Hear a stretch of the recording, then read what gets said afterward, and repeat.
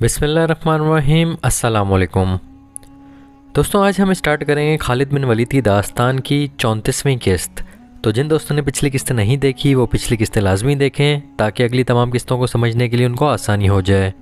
दोस्तों, कहानी स्टार्ट करने से पहले आप लोगों से रिक्वेस्ट है कि हमारा चैनल ज़रूर सब्सक्राइब करें और अगर वीडियो पसंद आए तो लाइक और शेयर ज़रूर करें।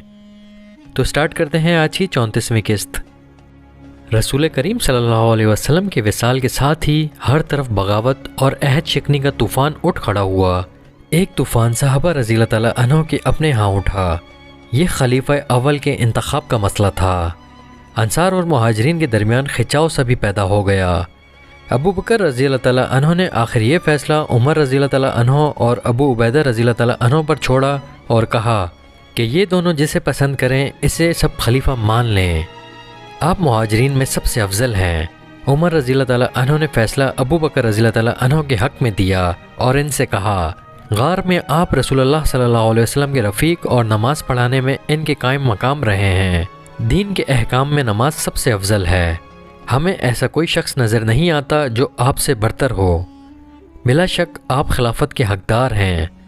सबसे पहले उमर रज़ियल्लाहु ताला अन्हु ने आगे बढ़कर अबू बकर रज़ियल्लाहु ताला अन्हु के हाथ पर बैत की। इसके बाद अबू उबैदा रज़ियल्लाहु ताला अन्हु और बशीर बिन साद रज़ियल्लाहु ताला अन्हु ने बैत की। जब ऐलान आम हुआ कि अबू बकर रज़ियल्लाहु ताला अन्हु खलीफा रसूलुल्लाह सल्लल्लाहु अलैहि वसल्लम होंगे तो लोग बैत के लिए दौड़े आए। मस्जिद नबी सल्लल्लाहु अलैहि वसल्लम में बैत आम हुई। अबू बकर रज़ियल्लाहु ताला अन्हु ने पहला खुतबा खिलाफत दिया। लोगों, खुदा की कसम, मैंने खिलाफत की ख्वाहिश कभी नहीं की थी, ना कभी दिल में ना कभी ज़ाहिरी तौर पर। इसके लिए अल्लाह से दुआ की थी, लेकिन इस डर से ये बोझ अपने नातवा कंधों पर उठा लिया कि इख्तलाफ झगड़े की सूरत इख्तियार ना कर जाए, वरना खिलाफत और अमारत में मुझे कोई राहत नज़र नहीं आई। एक बोझ मुझ पर डाल दिया गया है जिसे उठाने की ताकत मुझ में कम है। अल्लाह की मदद के बगैर मैं इस बोझ को उठा नहीं सकूँगा। मुझे तुमने अपना अमीर बनाया है। मैं तुमसे बेहतर और बरतर तो ना था। अगर मैं कोई अच्छा काम करूं तो मेरी मदद करो, कोई गलती कर गुजरूं तो मुझे रोक दो। तुम में से जो कमज़ोर है मैं इसे ताकतवर समझता हूं, मैं इसे इसका हक दिलाऊंगा। तुम में से जो ताकतवर है इसे मैं कमज़ोर समझूंगा और इसे इस हक से महरूम कर दूंगा जिसका वो हकदार नहीं। मैं जब तक अल्लाह और इसके रसूल सल्लल्लाहु अलैहि वसल्लम की अताअत करूं तुम मेरी अताअत करो। अगर मैं इनहराफ करूं तो मेरी अताअत छोड़ देना। खलीफा अव्वल अबू बकर सद्दीक़ रज़ियल्लाहु ताला अन्हु ने सबसे पहला हुक्म ये देकर कि उसामा रज़ियल्लाहु ताला अन्हु का लश्कर रोमियो के ख़िलाफ़ जाएगा, सबको चौंका दिया। ये मौका किसी और जंगी महम के लिए मौजू ना था। रोमियो पर हमला बहुत बड़ी जंग थी जिसमें मुसलमानों की पूरी जंगी ताकत की ज़रूरत थी, लेकिन दूसरी तरफ ये सूरत पैदा हो गई थी कि बेशतर कबीलों ने सिर्फ बगावत कर दी थी बल्कि बाद ने मदीना पर हमले के लिए मुत्तहद होना शुरू कर दिया था। यहूदी और नसरानी ख़ास तौर पर मदीना के ख़िलाफ़ सरगर्म हो गए। इसके अलावा झूठे पैगम्बरों ने अलग मुहाज बना लिए थे। तलीहा और ख़ुसूसन मुस्लिमा तो जंगी ताकत बन गए थे। इस्लाम बहुत बड़े ख़तरे में आ गया था। अबू बकर रज़ियल्लाहु ताला अन्हु के हुक्म का पस मंज़र ये था कि तबूक और मुअत्ता के मुआरकों के बाद रसूल अकरम सल्लल्लाहु अलैहि वसल्लम ने यह ज़रूरी समझा था कि रोमियो पर हमला करके इनका दम खम तोड़ा जाए। तबूक और मुअत्ता के मार्कों में तो ये कामयाबी हासिल की गई थी कि इन कबीलों को मती कर लिया गया था जिनका ख़तरा था कि वो रोमियो के साथ इत्तेहाद कर लेंगे। इन रोमियो को ख़त्म करना ज़रूरी था। ये फ़ैसला मुल्क गिरी की खातिर नहीं बल्कि नज़रियाती दिफा के लिए किया गया था। यहूदी और नसरानी इस्लाम के ख़िलाफ़ रोमियो के कैंप में चले गए थे। रसूलुल्लाह सल्लल्लाहु अलैहि वसल्लम ने रोमियो पर हमले के लिए एक लश्कर तैयार किया था जिसमें मुहाजिरीन और इंसार के सरकर्दा अफराद भी शामिल थे। इस लश्कर के सुपर सलार ज़ैद बिन हारिसा रज़ियल्लाहु ताला अन्हु के बेटे उसामा रज़ियल्लाहु ताला अन्हु थे। इनकी उम्र बमुश्किल 20 साल थी। मौरख़ों ने लिखा है कि उसामा रज़ियल्लाहु ताला अन्हु को रसूलुल्लाह सल्लल्लाहु अलैहि वसल्लम ने इसलिए सिपह सलार मुकर्रर किया था कि नौजवानों में क़यादत का शौक़ पैदा हो और वो अपने आप में उसामा रज़ियल्लाहु ताला अन्हु जैसी सलाहियतें पैदा करने की कोशिश करें। उसामा रज़ियल्लाहु ताला अन्हु को रसूल करीम सल्लल्लाहु अलैहि वसल्लम वैसे भी बहुत चाहते थे। उसामा रज़ियल्लाहु ताला अन्हु के वालिद ज़ैद बिन हारिसा रज़ियल्लाहु ताला अन्हु जंग मुअत्ता में शहीद हो गए थे। उसामा रज़ियल्लाहु ताला अन्हु में लड़कपन में ही अस्करी सलाहियतें और शुजाअत पैदा हो गई थी। जंग ओहद के वक्त उसामा रज़ियल्लाहु ताला अन्हु बच्चे थे, इसलिए इस जंग में शरीक ना हो सके, لیکن اسلامی لشکر مدینہ سے روانہ ہوا تو اسامہ رضی اللہ تعالیٰ عنہ رستے میں کہیں چھپ کر بیٹھ گئے۔ جب لشکر ان کے قریب سے گزرا تو وہ لشکر میں شامل ہو گئے۔ ان کی مراد پھر بھی پوری نہ ہوئی، انہیں میدان جنگ میں دیکھ لیا گیا اور واپس بھیج دیا گیا۔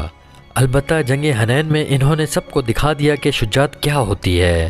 جب رسول مقبول صلی اللہ علیہ وسلم نے اسامہ رضی اللہ تعالیٰ عنہ کو رومیوں پر حملہ کرنے والے لشکر کی سپہ سالاری سونپی تھی تو بعض لوگوں نے اعتراض کیا تھا کہ جس لشکر میں ابو بکر رضی اللہ تعالیٰ عنہ اور عمر رضی اللہ تعالیٰ عنہ جیسے اعلیٰ حیثیت اور تجربے کے بزرگ شامل ہیں، اس لشکر کی سپہ سالاری کل کے بچے کو دینا مناسب نہیں۔ یہ اعتراض رسول اللہ صلی اللہ علیہ وسلم تک اس وقت پہنچا جب آپ صلی اللہ علیہ وسلم زندگی کے آخری بخار میں مبتلا تھے۔ آپ صلی اللہ علیہ وسلم میں بولنے کی بھی ہمت نہیں تھی۔ آپ صلی اللہ علیہ وسلم نے بخار سے نجات پانے کے لیے اپنی ازواج سے کہا کہ آپ صلی اللہ علیہ وسلم کو غسل کرائیں۔ آپ صلی اللہ علیہ وسلم پر پانی کے 7 مشکیزیں ڈالے گئے، اس سے بخار خاصا کم ہو گیا۔ نکاہت زیادہ تھی، پھر بھی آپ صلی اللہ علیہ وسلم مسجد میں چلے گئے جہاں بہت سے لوگ موجود تھے جن میں اعتراض کرنے والے سرکردہ افراد بھی تھے۔ اے لوگوں، رسول صلی اللہ علیہ وسلم نے فرمایا، اسامہ کے لشکر کو کوچ کرنے دو۔ تم نے اس کی سپہ سالاری پر اعتراض کیا ہے، تم نے اس کے باپ کی سپہ سالاری پر بھی اعتراض کیا تھا۔ میں اسامہ کو اس منصب کے قابل سمجھتا ہوں، اس کے باپ کو بھی میں نے اس منصب کے قابل سمجھا تھا، اور تم نے دیکھا تھا کہ میں نے سپہ سالاری اسے سونپ کر غلطی نہیں کی تھی۔ اعتراض ختم ہو گیا اور رومیوں کے خلاف لشکر کوچ کر گیا۔ لیکن جرف کے مقام پر اطلاع ملی کہ رسول کریم صلی اللہ علیہ وسلم کی بیماری تشویشناک صورت اختیار کر گئی ہے۔ اسامہ رضی اللہ تعالیٰ عنہ میں نوجوانی میں ہی بزرگوں جیسی دور اندیشی پیدا ہو گئی تھی۔ انہوں نے لشکر کو جرف کے مقام پر روک لیا اور خود رسول اللہ صلی اللہ علیہ وسلم کو دیکھنے مدینہ آئے۔ ایک تحریر میں اسامہ رضی اللہ تعالیٰ عنہ کا بیان ان الفاظ میں ملتا ہے: اطلاع ملی کہ رسول اللہ صلی اللہ علیہ وسلم کی حالت بگڑ گئی ہے تو میں اپنے چند ایک ساتھیوں کے ساتھ مدینہ آیا۔ ہم سیدھے رسول اللہ صلی اللہ علیہ وسلم کے حضور گئے۔ آپ صلی اللہ علیہ وسلم پر نکاہت طاری تھی، اتنی کہ بول بھی نہ سکتے تھے۔ آپ صلی اللہ علیہ وسلم نے 2-3 بار ہاتھ اٹھا کر آسمان کی طرف کیا اور ہر بار ہاتھ میرے اوپر رکھ دیا۔ میں سمجھ گیا کہ حضور صلی اللہ علیہ وسلم میرے لیے دعا کر رہے ہیں۔ دوسرے روز اسامہ رضی اللہ تعالیٰ عنہ پھر آپ صلی اللہ علیہ وسلم کے حضور گئے اور کہا: یا رسول اللہ صلی اللہ علیہ وسلم، لشکر جرف میں میرا منتظر ہے، اجازت فرمائیے۔ رسول اللہ صلی اللہ علیہ وسلم نے ہاتھ اوپر اٹھائے مگر ہاتھ زیادہ اوپر نہ اٹھ سکے۔ اسامہ رضی اللہ تعالیٰ عنہ دل پر غم کا بوجھ، آنکھوں میں آنسو لے کر روانہ ہو گئے۔ تھوڑی ہی دیر بعد رسول اللہ صلی اللہ علیہ وسلم وصال فرما گئے۔ قاصد اسامہ رضی اللہ تعالیٰ عنہ کے پیچھے دوڑا اور راستے میں جا ملا۔ اسامہ رضی اللہ تعالیٰ عنہ نے حضور صلی اللہ علیہ وسلم کے وصال کی خبر سنی، گھوڑا سر پر دوڑایا، اپنے لشکر تک پہنچے۔ وصال کی خبر نے لشکر میں کہرام برپا کر دیا۔ اسامہ رضی اللہ تعالیٰ عنہ لشکر کو مدینہ لے آئے۔ خلیفہ اول کی بیعت ہو چکی تھی۔ انہوں نے اسامہ رضی اللہ تعالیٰ عنہ کو بلا کر پوچھا کہ رسول اللہ صلی اللہ علیہ وسلم نے انہیں کیا حکم دیا تھا؟ یہ حکم تو آپ کو بھی معلوم ہے، اسامہ رضی اللہ تعالیٰ عنہ نے جواب دیا۔ مجھ سے ہی سننا ہے تو سن لیں۔ رسول اللہ صلی اللہ علیہ وسلم نے حکم دیا تھا کہ میں فلسطین میں بلقا اور دوام کی سرحد سے آگے جا کر رومیوں پر حملہ کروں، لیکن وہاں تک لشکر اس طرح پہنچے کہ دشمن کو حملے تک لشکر کی آمد کی خبر تک نہ ہو سکے۔ جاؤ اسامہ، ابو بکر رضی اللہ تعالیٰ عنہ نے کہا، اپنا لشکر لے جاؤ اور رسول اللہ صلی اللہ علیہ وسلم کے حکم کی تعمیل کرو۔ لشکر کو جب یہ حکم ملا تو ابو بکر رضی اللہ تعالیٰ عنہ پر اعتراض ہونے لگے۔ سب کہتے تھے کہ جب ہر طرف سے خطروں کے طوفان نے گھیر لیا ہے، اتنی بڑی جنگ اور وہ بھی اتنی دور شروع نہیں کرنی چاہیے۔ اس لشکر کی ان فتنوں کی سرکوبی کے لیے ضرورت ہے جو بڑی تیزی سے اٹھ رہی ہے۔ قسم ہے اس اللہ کی جس کے ہاتھ میں میری جان ہے، ابو بکر رضی اللہ تعالیٰ عنہ نے کہا، اگر مجھے جنگل کے درندے چیرنے پھاڑنے کے لیے آ جائیں تو بھی میں اسامہ کے لشکر کو نہیں روکوں گا۔ میں اس حکم کی خلاف ورزی کس طرح کر سکتا ہوں جو رسول اللہ صلی اللہ علیہ وسلم نے اپنی زندگی میں دیا تھا؟ اگر مدینہ میں اکیلا رہ گیا تو بھی اس لشکر کو نہیں روکوں گا۔ تم پر سلامتی ہو ابو بکر، عمر رضی اللہ تعالیٰ عنہ نے کہا۔ اعتراض کرنے والے یہ بھی کہتے ہیں کہ اگر لشکر کو بھیجنا ہی ہے تو سپہ سالاری اسامہ کے بجائے کسی تجربے کار آدمی کو دیں۔ اے ابن خطاب، ابو بکر رضی اللہ تعالیٰ عنہ نے جواب دیا، کیا تم بھول گئے ہو کہ اسامہ کو رسول اللہ صلی اللہ علیہ وسلم نے سپہ سالار مقرر کیا تھا؟ کیا تم جرأت کرو گے کہ رسول صلی اللہ علیہ وسلم کے حکم کو منسوخ کر دو؟ میں ایسی جرت نہیں کروں گا۔ عمر رضی اللہ تعالیٰ عنہ نے کہا مجھ میں اتنی جرت نہیں، میری سن ابن خطاب۔ ابو بکر رضی اللہ تعالیٰ عنہ نے کہا اپنی قوم کو دیکھ، پوری قوم غم سے نڈھال ہے، غم کے ساتھ ساتھ ایک خوف ہے جو ہر کسی کے دل میں اترتا جا رہا ہے۔ یہ خوف ان بغاوتوں کا ہے جو ہمارے ارد گرد اٹھ رہی ہیں۔ ہر روز ایک خبر آتی ہے کہ آج فلاں قبیلہ باغی ہو گیا ہے، بعض قبیلے اسلام سے منحرف ہو گئے ہیں، اسلام بھی خطرے میں آ گیا ہے اور مدینہ بھی۔ یہودیوں اور نصرانیوں نے بڑی خوفناک افواہیں پھیلانا شروع کر دی ہیں، ان سے اور زیادہ خوف پھیل رہا ہے۔ اگر ہم نے رومیوں پر حملہ روک لیا تو دو نقصان ہوں گے، ایک یہ کہ قوم سمجھے گی کہ ہم کمزور ہو گئے ہیں، دوسری یہ کہ رومی اور مجوسی ہم کو کمزور سمجھ کر ہم پر چڑھ دوڑیں گے۔ میں قوم کو یہ بتانا چاہتا ہوں کہ ہم کمزور نہیں ہو گئے، ہمارا اللہ ہمارے ساتھ ہے۔ میں قوم کے حوصلے اور جذبے پہلے کی طرح مضبوط رکھنا چاہتا ہوں۔ رسول اللہ صلی اللہ علیہ وسلم کے نقش قدم پر چلنا میرا فرض ہے۔ عمر رضی اللہ تعالیٰ عنہ کو اس استدلال نے مطمئن کر دیا۔ ابو بکر رضی اللہ تعالیٰ عنہ نے کوچ کا حکم دے دیا۔ اسامہ رضی اللہ تعالیٰ عنہ کا لشکر روانہ ہوا تو ابو بکر رضی اللہ تعالیٰ عنہ کچھ دور تک پیدل ہی ساتھ چل پڑے۔ اسامہ رضی اللہ تعالیٰ عنہ گھوڑے پر سوار تھے۔ مورخین نے لکھا ہے کہ ایک سپہ سالار اور وہ بھی نوجوان گھوڑے پر سوار تھا اور خلیفہ اس کے ساتھ ساتھ پیدل جا رہے تھے۔ اس کی وجہ یہ تھی کہ خلیفہ رضی اللہ تعالیٰ عنہ ہر کسی کو دکھانا چاہتے تھے کہ سپہ سالار اسامہ رضی اللہ تعالیٰ عنہ تعظیم و تکریم کے قابل ہے۔ اے خلیفہ رسول صلی اللہ علیہ وسلم، اسامہ رضی اللہ تعالیٰ عنہ نے کہا آپ گھوڑے پر سوار ہو جائیں یا میں آپ کے ساتھ پیدل چلوں گا۔ نہ میں سوار ہوں گا اور نہ تم پیدل چلو گے۔ ابو بکر رضی اللہ تعالیٰ عنہ نے کہا میں روحانی تسکین محسوس کر رہا ہوں کہ اللہ کی راہ کی گرد میرے پاؤں پر بھی پڑ رہی ہے۔ عمر رضی اللہ تعالیٰ عنہ بھی اس لشکر میں شامل تھے۔ ابو بکر رضی اللہ تعالیٰ عنہ کو محسوس ہوا کہ مدینہ میں انہیں عمر رضی اللہ تعالیٰ عنہ کی ضرورت ہوگی۔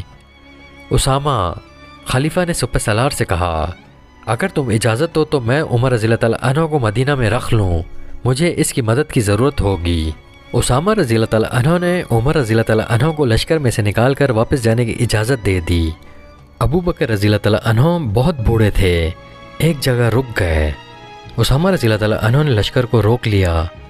ابو بکر رضی اللہ تعالیٰ عنہ نے ذرا بلند جگہ پر کھڑے ہو کر لشکر سے خطاب کیا اسلام کے مجاہدوں، میں تمہیں 10 نصیحتیں کرتا ہوں، انہیں یاد رکھنا۔ خیانت نہ کرنا، چوری نہ کرنا، دشمن کے لاشوں کے اعضاء نہ کاٹنا، بچوں اور عورتوں کو قتل نہ کرنا، کھجوروں اور پھلوں کے درخت نہ کاٹنا، کھانے کی غرض کے سوا کسی جانور کو ذبح نہ کرنا۔ تمہیں دوسرے مذاہب کی عبادت گاہیں نظر آئیں گی جن میں تارک الدنیا لوگ بیٹھے ہوں گے، انہیں پریشان نہ کرنا۔ کسی بستی کے لوگ برتنوں میں تمہارے لیے کھانا لائیں گے، یہ کھانا اللہ کا نام لے کر کھانا۔ تمہیں ایسے لوگ بھی ملیں گے جنہوں نے اپنے سروں میں شیطان کے گھونسلے بنا رکھے ہیں، ان کے سروں کے درمیان کا حصہ منڈا ہوا ہوگا اور باقی بال بہت لمبے لمبے ہوں گے، انہیں قتل کر دینا۔ اپنی حفاظت اللہ کے نام سے کرنا۔ خدا حافظ مجاہدوں، اللہ تمہیں شکست اور وبا سے دور رکھے۔ لشکر کی مدینہ سے روانگی کی تاریخ 24 جون 632 عیسوی یکم ربیع الثانی 11 ہجری تھی۔ یہ کہانی چونکہ خالد بن ولید کے حوالے سے ہے، اس لیے ہم وہ واقعات بیان کریں گے جن کا تعلق خالد بن ولید رضی اللہ تعالیٰ عنہ سے ہے۔ رسول اللہ صلی اللہ علیہ وسلم نے خالد رضی اللہ تعالیٰ عنہ کو اللہ کی تلوار کہا تھا۔ اسامہ رضی اللہ تعالیٰ عنہ کے لشکر کے متعلق اتنا ہی کہہ دینا کافی ہے کہ انہوں نے صرف 40 دنوں میں ہی رومیوں کے خلاف وہ کامیابی حاصل کر لی جو رسول کریم صلی اللہ علیہ وسلم حاصل کرنا چاہتے تھے۔ اسامہ رضی اللہ تعالیٰ عنہ سلاری کے ہر پہلو پر پورے اترے، اور جب وہ فتح یاب ہو کر مدینہ میں آئے تو ان سب نے بھی انہیں گلے لگایا جنہوں نے ان کی سپہ سالاری پر اعتراض کیے تھے۔ دوسری بڑی جنگ مرتدین کے خلاف تھی۔ ابو بکر رضی اللہ تعالیٰ عنہ نے اپنی فوج کو کئی حصوں میں تقسیم کر کے ہر حصے کے سالار مقرر کیے اور ان کے لیے محاذ مقرر کر دیے، یعنی ہر سالار کو ایک ایک علاقہ بتا دیا گیا جہاں انہیں حملہ کرنا تھا۔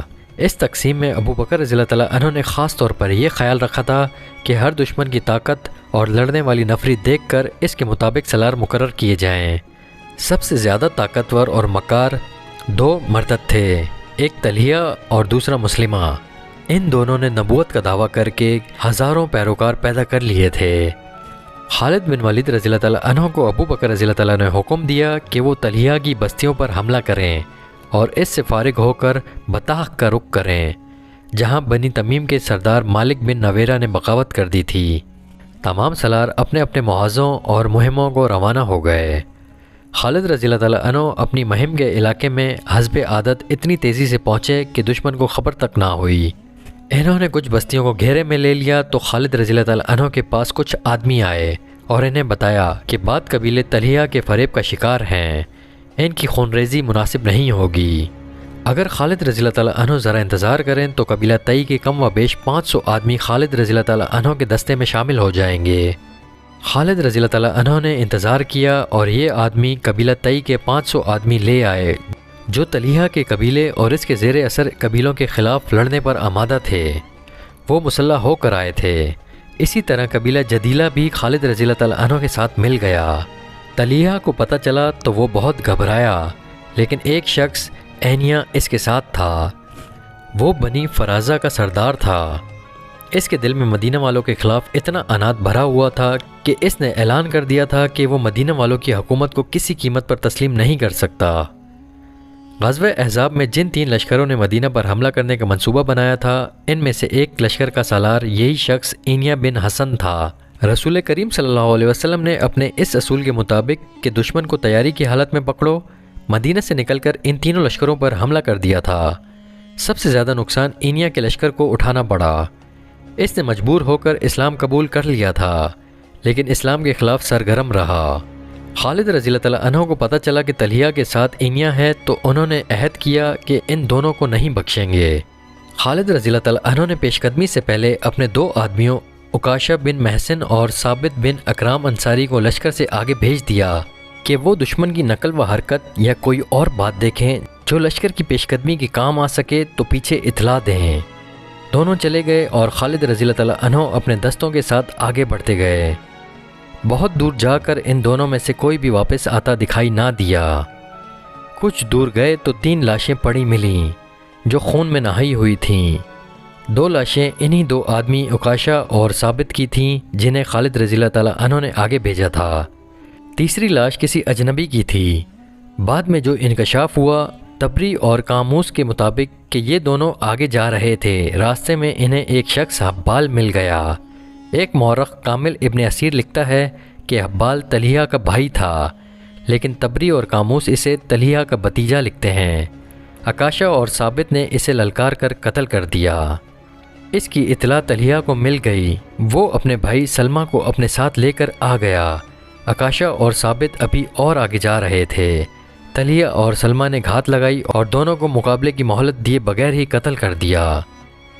خالد رضی اللہ تعالیٰ عنہ آگ بگولا ہو گئے اور طلحہ کی بستی پر جا دھمکے۔